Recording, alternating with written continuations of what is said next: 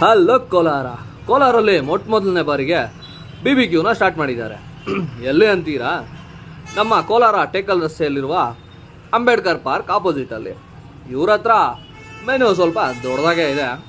ಇವ್ರ ಹತ್ರ fish, chicken 2 item ಸಿಗುತ್ತೆ. ವೆಜ್ಜಲ್ಲಿ ಪನ್ನೀರು ಸಹ ಸಿಗುತ್ತೆ. ನಾವಿಲ್ಲಿ ಆರ್ಡ್ರ್ ಮಾಡಿದ್ದು ಒಂದು ಕಾಂಬೋ.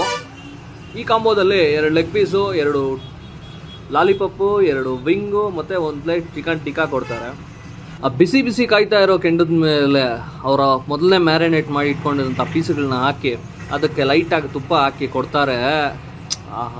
ಟೇಸ್ಟ್ ಅಂತೂ ಸ್ಮೋಕಿಯಾಗಿ ಖಾರವಾಗಿ ಸಾಕಾಗಿರುತ್ತೆ. ನಾವಿಲ್ಲಿ ಟೇಸ್ಟ್ ಮಾಡಿದ ಎಲ್ಲ ಐಟಮೂ ತುಂಬ ಚೆನ್ನಾಗಿತ್ತು.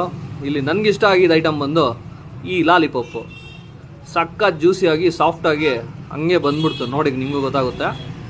ಬಟ್ ಸಖತ್ತಾಗಿತ್ತು ಟೇಸ್ಟ್ ಮಾತ್ರ. ಒಂದ್ಸಲಿ ಟ್ರೈ ಮಾಡಿ.